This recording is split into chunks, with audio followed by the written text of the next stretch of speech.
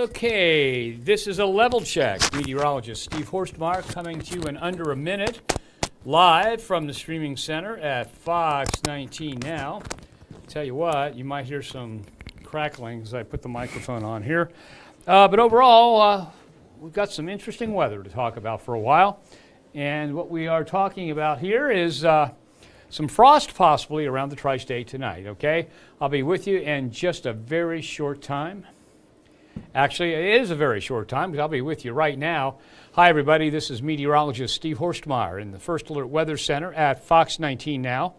And what you've got coming your way is this clearing trend. And so after a really not nice day today, blustery winds, cloudy skies, temperatures only making it up during the afternoon into the low 50s, we've got better weather on the way. Now, it's going to be cold tomorrow morning, with most areas dropping on into the 30s, and then during the day tomorrow we should make it into the upper 50s with sunshine, not as much wind. Should be a very, very nice day out there. Back into the 60s Thursday, Friday into the mid 70s, and then Saturday some rain, and I might have some good news for you for Easter Sunday. I'll show you the latest model runs coming up here in a couple of seconds. So that's what it looks like at Turfway Park there behind me.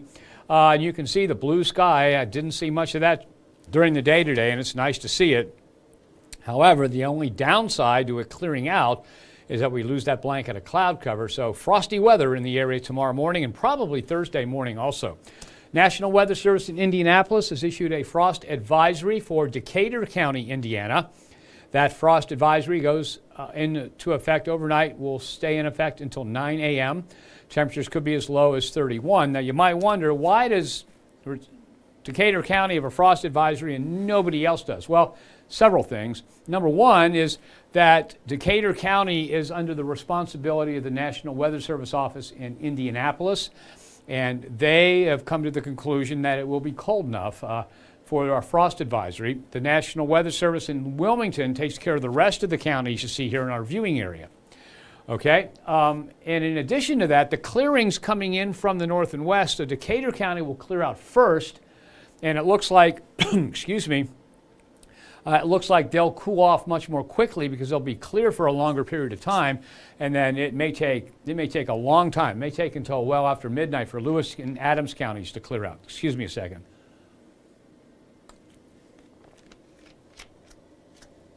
Okay, so we're looking at cold weather, and again, there will be pockets of frost tomorrow morning, and a few pockets of frost in the area Thursday morning. So you can see the cloud cover. Now, the brightest white is the thickest cloud cover, and look how thin it is. It's thinning out quite a bit as it moves our way. Now, it doesn't thin out consistently all the time, but it is definitely getting thinner. And you can see that the air that stretches from Omaha to Wichita to St. Louis, that's coming our way tomorrow. So we've got plenty of sunshine in that forecast during the day tomorrow. Airport temperatures right now in the 50s in most locations, although Washington Courthouse and Wilmington, along with Chillicothe and Richmond in the 40s. It's dropped to 49 now in Maysville, so it is considerably chillier than yesterday. Remember, the official high yesterday was 78. Today, it's barely made it into the 50s during the afternoon hours, and we are anywhere from 7 to, it looks like, 14 degrees colder, no, to 15 degrees colder than we were at this time yesterday. And so you factor in the wind that we've had. Not only is it colder, you don't have, because of the thick cloud cover, you don't have much what we call radiation load, but solar radiation or sunshine hitting you. And that wind takes that heat away from your body, so it just felt really, really chilly out there. So here's what's going to happen. You see the cloud cover on this model run. Okay, now, and the model's just about got it exactly right. I mean, it couldn't be closer. So let's put this model into motion and see what happens here. You see it clears out. We begin to pick up some high clouds, and then this is Thursday. Okay, so Thursday, a warm front begins to swing northeastward through our area. The air on the northeast side of the warm front has high temperatures in the 50s. The air to the south and west has high temperatures in the 70s and 80s. Now, part of that's because of cloud cover, but it's just warmer air. And so in between air in the 50s and air in the 70s and 80s, by Thursday, we should make it into the mid-60s as that warmer air begins to move our way. Okay? Then the warm front moves off to the north and east. We warm up into the mid-70s on Friday. And then Saturday, we begin to see some showers come our way. Now, what's interesting is the last couple of days, the model runs, we had the shower activity kind of settling down over the Cincinnati area, dying out and going away. But they're changing their mind now. They're thinking that an upper level low is going to dig southward out here to the west. And what that does is kind of an action-reaction pair. It's like sitting on one side of a waterbed. You sit on this side of the waterbed, the other rises because the water sloshes. Well, the same thing in the atmosphere. If a low pressure system pushes southward or digs southward, as we say, here to the east, the flow will literally do this. We call it backing, and things will move back to the north. So that's what it looks like is going to happen. And keep your fingers crossed. So watch what happens here as I put this back into motion. You see then as we head into Sunday, see it moving northward, then it continues to move northward so that by 5 p.m. Sunday there's some rain and thunder out through Illinois. Northern Indiana, northwest Ohio have some, but it doesn't get to Cincinnati until 10 p.m. or so. So Easter Sunday could turn out being very nice if this model is correct, and it looks like it probably will be. So this evening we are looking at right now 50. Temperatures dropping to about 47 by 11 p.m. Notice the winds still kind of brisk. The winds do die down overnight. So tomorrow morning, I think in between hours, between 6 and 8, so about 7 a.m., we're looking at a low temperature of 37. And we're talking about some frost. And we're talking about just a little bit of a wind chill, but not much because the winds are pretty light. Now, the 6 to 10 day outlook from the Climate Prediction Center says we are going to be warmer than normal from the 21st through the 25th of April. We'll be warmer than normal from the 23rd through the 29th of April. Okay, and if we take a look at the 3 to 4 week outlook, now this is the one that was updated Friday, will be updated again this coming Friday. And it says we're going to be warmer than normal as we head to the 11th of May. So there's a real possibility that we are kind of done with the nasty weather like we had today. However, don't count on it because I was looking at all the model runs that go out 2 weeks, and that takes us close to the end of the month. And they're all saying warmer than normal, warmer than normal, warmer than normal with lows in the 40s and 50s. However, if you go to the models that are extended, they call them, they go beyond 2 weeks, they're showing some chillier air beginning to settle in around the first week of May.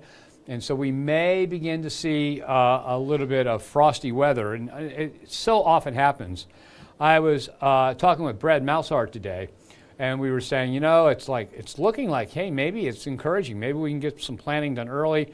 But we decided that probably the best idea is to make sure everybody's still aware of that rule of thumb that farmers have, okay? And who would know better about planting conditions than farmers? You've got, you don't plant tender plants that would sprout quickly and be subjected to frost damage until Mother's Day. Now we know Mother's Day moves a little bit, but it's just a rule of thumb that once you get past Mother's Day, about 90% of the time or more, you no longer have a frost that will do damage to any of your plants. So we're talking about early in May. And Mother's Day this year, let's see, you know what, I'm just going to use Mother's Day 2025. Okay, Sunday, May 11th. Okay, so Sunday, May 11th is Mother's Day. And so that's probably when it's safe to plant those tender plants. Now, if you plant seeds on Mother's Day, of course, they're not going to come up right away. But if you plant plants that have gotten a head start in a greenhouse or something, you may have troubles with that. And even though we say Mother's Day, okay, we say Mother's Day, it's always best to keep up with what the weather's going on because there's conceivably, I'm not saying it's in the forecast, I'm saying that some years you could have frost into the middle of May, which could cause some problems, and we can usually take a look and see that. So let me see what the normal high and low on Mother's Day, okay, the 12th of May this year. Okay, if I'm going here to the National Weather Service website, the Wilmington website, normals for the month of May, and I said it was May 12th, right?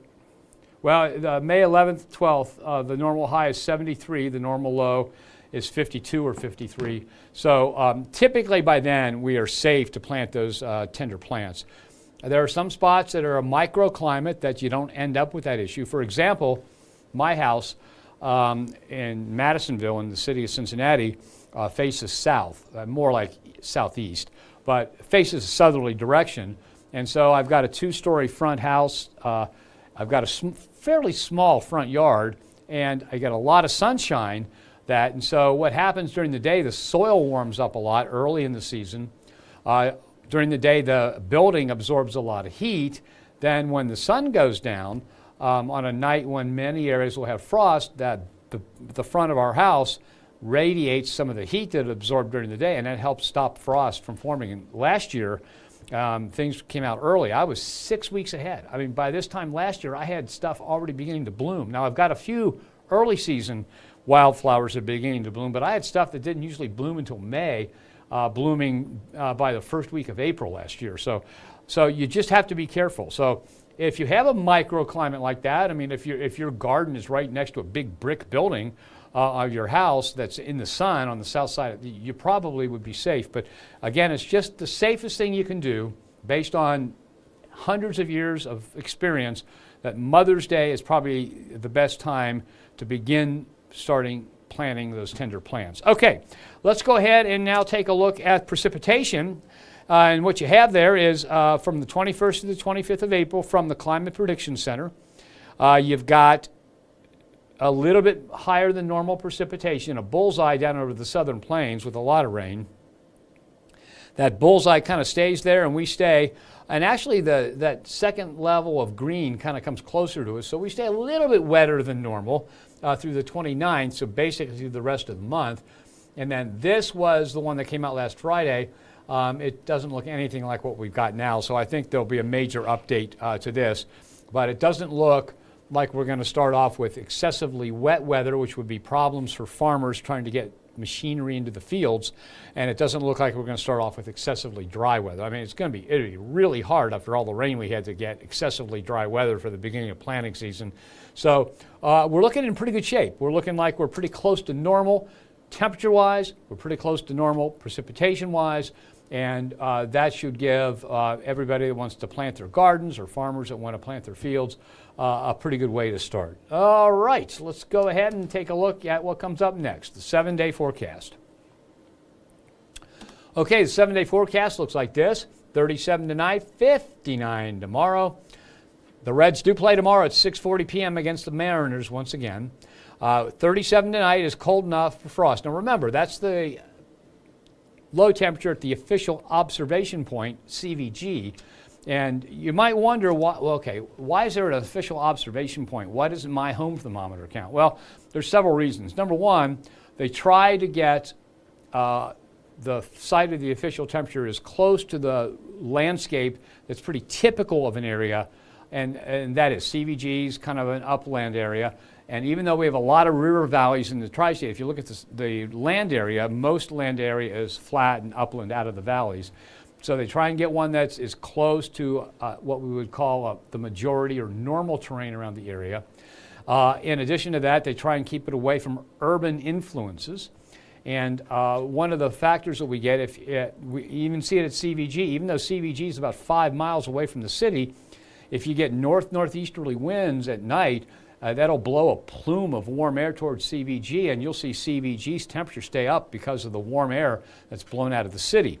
Okay, and valleys, on the other hand, tend to get much colder because the air cools off on the hilltops and the hillsides and wherever, and then just like water flows downhill, cold air is more dense than the air right above it, and so the air that's close to the ground just kind of slides down into the valleys. When it gets to the bottom of the valley, it just pools there because there's nowhere else to go. And so you'll often find, I've seen Lunken Airport, okay, in my career, I've seen Lunken Airport as much as 43 degrees colder than CVG during the early morning hours, and that's because of cold air drainage, as we call it. Okay, so what I'm saying and why that is relevant to this is that even though 37 is above freezing, so is 38 for Thursday morning, that it is cold enough for there to be frost. Now there's another factor here, not just cold air drainage, so that uplands tend to be warmer than the valleys where the cold air pools, but another factor here is that the official thermometer is about 6 feet high, and since I'm 7'5", it's about here. I'm only 5'9", so the official thermometer is about up here, about 6 feet above the ground.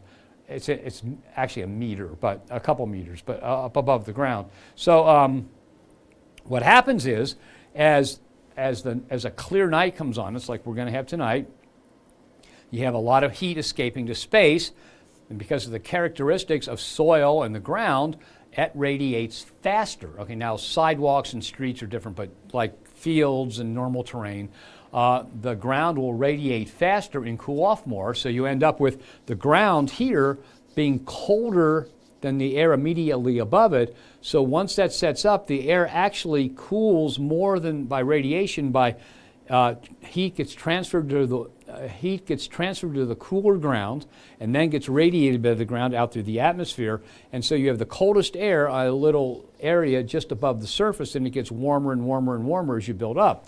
So on a night when there's not a lot of wind, when the skies are clear, you have the coldest air in contact with the ground, and it's a little warmer up here at thermometer height. Okay, and so at thermometer height, 37 tomorrow morning, 38 Thursday morning, it could easily, at ground level, where your plants are, be colder than freezing and have frost, even though the official thermometer is at 37 or 38. And it's one of those things that people get tied up with. It's very simple. You can't have ice. Frost is ice. And there are some strange situations, like really low pressure situations, laboratory situations that you can set up. But in the normal environment, you can't have ice unless the temperature drops to freezing. Okay? So if you've got 37 degrees up here and you've got frost on the ground or on the plants at ground level, you know it's freezing or below down there. It's just that the thermometer is up here where the air is warmer, and the frost is down where the air is colder because it's losing heat to the ground, which is then being radiated to space. I know that's a lot of words for a very simple process, but that's how it works. And so I get that question so often, is why, if the temperature is above freezing, can we get frost? Well, if you get frost, the temperature is freezing or below wherever the frost is forming. It's just that temperature just varies. I mean, it varies horizontally, it varies vertically, and one of the processes that causes that is the fact that the ground cools off fast. It absorbs heat from the air, so the coolest air is right against the ground by late in the night. And above the ground, at thermometer height, it can be above freezing, but where the frost is, it's freezing or below. Okay, the Reds play tomorrow at 6:40, 59 the high tomorrow. Should be a nice day for baseball, nice evening. Still cool, but not like this evening. Clouds increase with a high of 65 on Thursday. Again, both tomorrow morning and Thursday morning you can see frost. 75 and breezy on Friday. Friday is the day to take off if you can. And guess what? I'm not saying to play hooky from work, but I'm off on Friday. And it's not that I knew about the forecast so far ahead of time. It's just that I took off on Friday. So Aaron Ashley will be here filling in for me.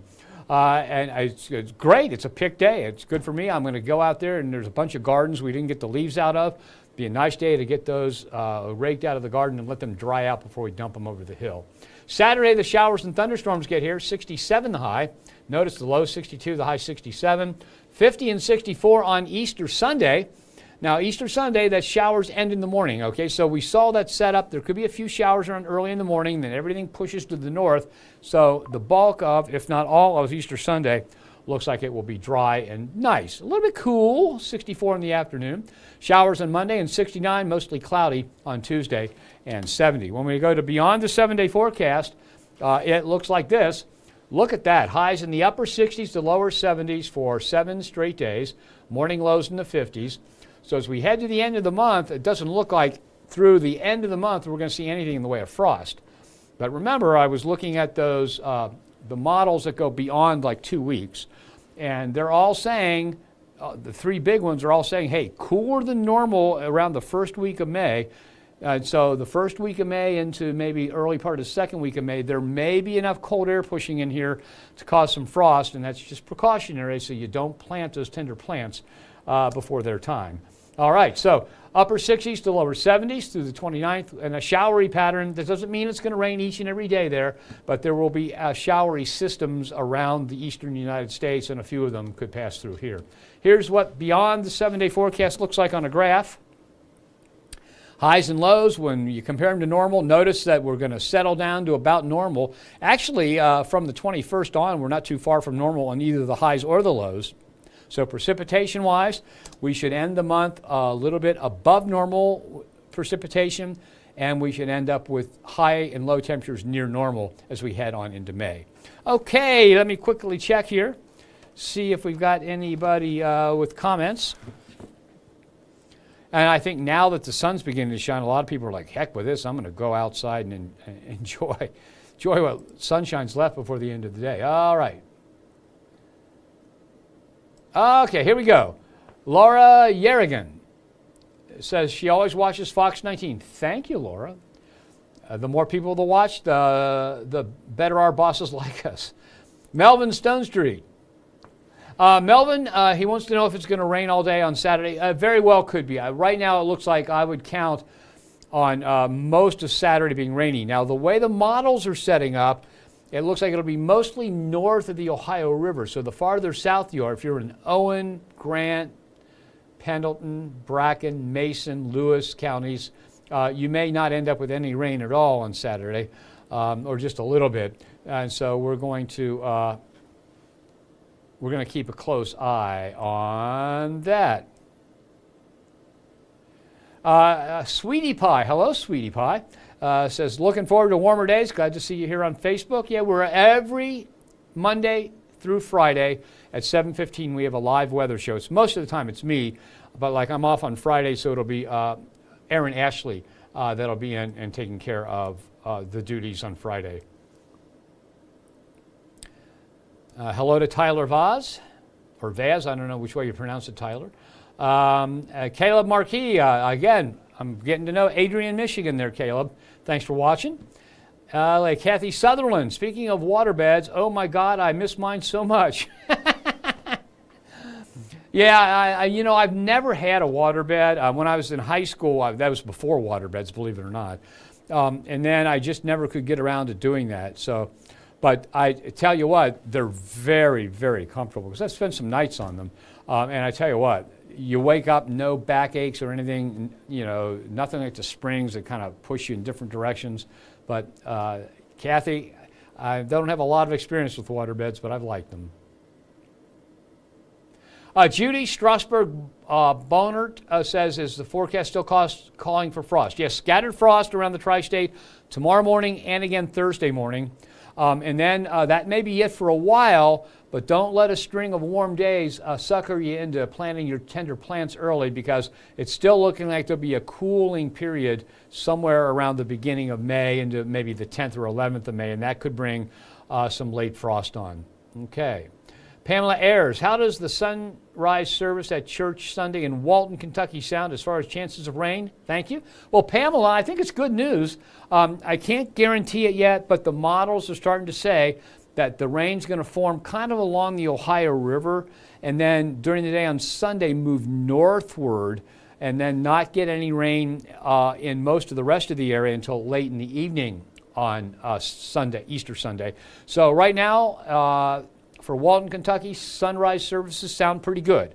Okay, can't guarantee it yet, but it's looking pretty good at this point. Okay. Judy Strasberg says thank you.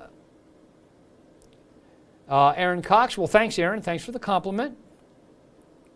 Okay, now, in case you joined this early, I'm going to go back now, since that's the end of the comments. I'm going to go back and go over the forecast and that, so if you joined late, you can see what's going on here. I just got to reset the computer, and I'll be with you in a second. Let's see here. Okay, so we'll go back to the evening forecast. All right. Okay, so the evening forecast, and I'll put it full screen as soon as it pops up here, like now. So the evening forecast is calling for the weather not to really cool off that much. It's currently 50. Now that's at the International Airport. We should drop to about 47. Notice the wind, still about 14 miles an hour at 11 p.m. So still kind of chilly out there with that wind. But the winds are dying down. So overnight they're only 4 or 5 miles an hour as you head out the door in the morning. With, I think, an official low about 37. There will be a few spots in the tri-state, especially those rural valleys, and especially areas up towards Connorsville, Liberty, Brookville and Franklin County, Decatur County, the areas to the north and west that clear out the first. Ripley County would be included with that, that there will be some spots that do drop briefly below freezing. So that's almost perfect weather for some frost. Climate Prediction Center says we're heading for warmer than normal weather from the 21st to the 25th. 23rd through the 29th, still warmer than normal, and still warmer than normal up into the 11th of May. Okay? Precipitation-wise, even though we'll have a little bit more than normal rainfall, according to the Climate Prediction Center, probably not enough to be an issue for farmers because they're always at this point, after all the rain we've had, the soil's completely recharged. Probably some of the lowlands and some of the floodplains that are farmed are still probably got a really high water table and maybe too soft to get machinery in. But we're not looking at that. We're looking at with a warming trend. It was just slightly more than normal precipitation. It should dry out enough. And there you see it stays that way through the 11th of May. Okay, your 7-day forecast looks like this. 37 tonight with some pockets of frost. 59 tomorrow. 38 and 65 for Thursday. Thursday morning also some pockets of frost. 53 and 75 Friday. Woo, breezy and warm. That'll dry things out. Some scattered shower and thunderstorm activity. Actually, not scattered. Widespread shower and thunderstorm activity on Saturday, the high 67. And then it looks like it pushes to the north, and the greatest chance of rain is Sunday, Easter Sunday morning in our far northern counties. And then it pushes to the north, and everybody should dry out, and most, if not all, of Easter Sunday should be dry. Showers and 69 on Monday and then 70 on Tuesday. We get to beyond the 7-day forecast, and look at that, upper 60s to lower 70s. So each of those days is about or a little bit warmer than normal. And here's what that looks like. You can see the high temperatures. We put the low temperatures on there, add the normal high and low line, and you can see that we're not far. Starting on the 20th, we're not far from normal right on through the 29th of the month. Okay. So that's about it. We've got hopefully a pretty good looking weekend ahead and a pretty good looking Easter Sunday. And if I would hit the right button, I'd see what's going on. Let's see. We had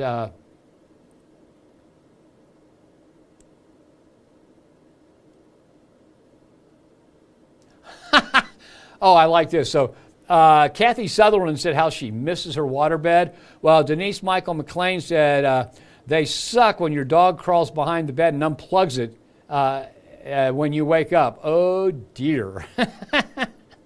Didn't think about that, and we got 10 dogs, so it'd probably be a good idea to stay away from a waterbed.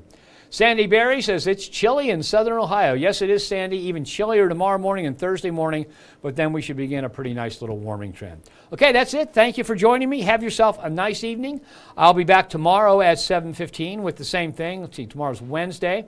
I'll be back Thursday, and then I'm off Friday, and meteorologist Aaron Ashley will be in taking my place on Friday. So have yourself a nice night.